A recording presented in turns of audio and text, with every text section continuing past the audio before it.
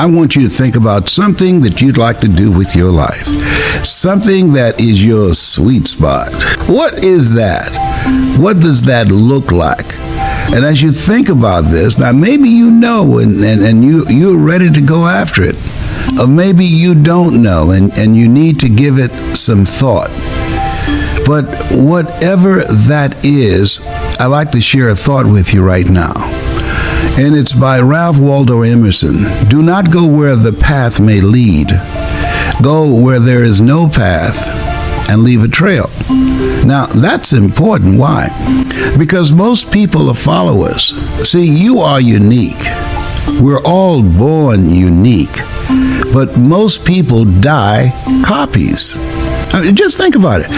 If you look around today, you'll see people, even children, with tattoos. Now, how did that become mainstream in the culture? Well, in the United States of America, we incarcerate more people than any other country in the world. And when you are incarcerated, they tell the inmates you cannot write and you cannot draw or scribble on the walls. So guess what they do? They write and scribble on each other.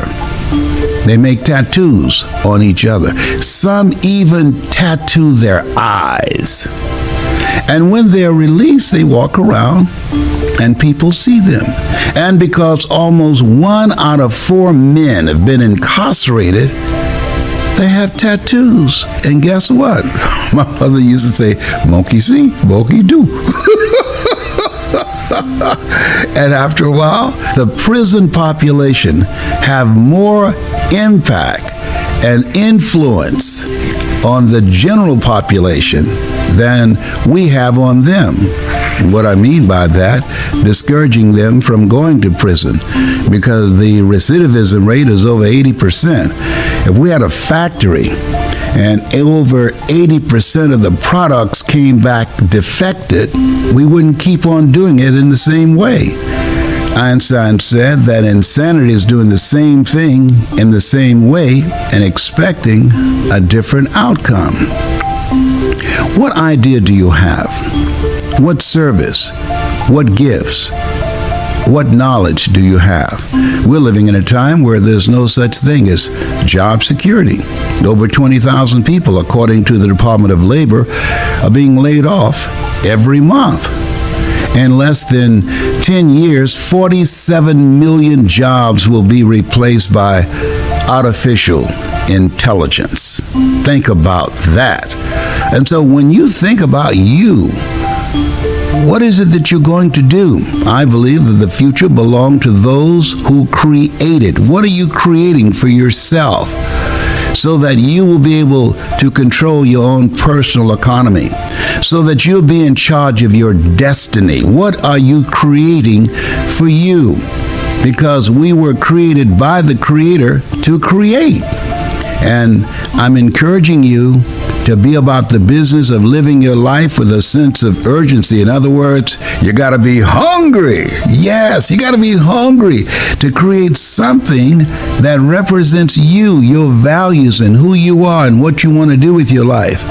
And do not go where the path may lead. Go where there's no path and leave a trail. Don't follow the cloud. Don't follow the crowd. No.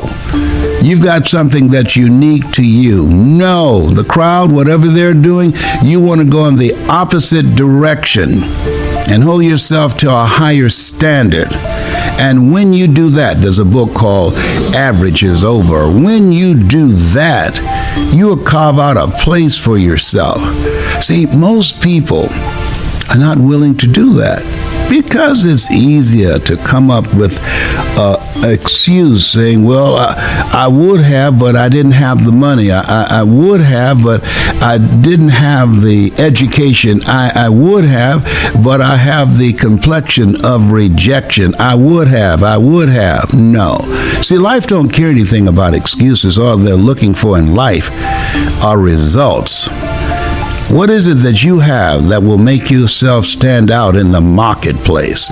When you think about your goals, you think about your dreams. And then keeping in mind that you don't get in life what you want, you get in life what you are. So ask yourself when you look at your goal and dream, and hopefully it's a goal or dream that's beyond your comfort zone. And knowing that you don't get in life what you want, you get in life what you are, ask yourself, what is it that you've got to change about you? Mentally and emotionally and spiritually, what training will be required? You might have to upgrade your relationships. You might have to go back to school and sit in class with somebody that's young enough to be your grandchild. What changes must take place? What re-education that must be required for you to begin to rethink your life? Because that's required. This is a brand new day. What worked yesterday will not work today. That's why Einstein said, the thinking that has brought me this far has created some problems that this thinking can't solve. So when you upgrade your thinking, when you upgrade your relationships, when you begin to expand your vision, when you develop the courage to reach beyond your comfort zone, when you're willing to die to who you are now, to give birth to who you want to become, the possibilities are unlimited. What can come out of that, eye has not seen, ear has not heard, nor has entered the heart of mankind what God has in store for you. When you decide to challenge yourself to walk by faith and not by sight, when you begin to realize that you have miracle working power, that there's a presence in you, there's a power in you that can accomplish more than you can ever begin to imagine, that you were chosen out of 400 million sperm to do the greater work, the greater work. Greater is he that's in you than he that's in the world. Make yourself stand out. You have something special. You've got a power in you to change your circumstances, to change your income, to change your life, to change the world. Think about that. Ponder that. Listen to the still small voice within. And in the quietness of the night, let your prayer be, speak, Father. Speak. Talk to me, thy servant, and I will obey you.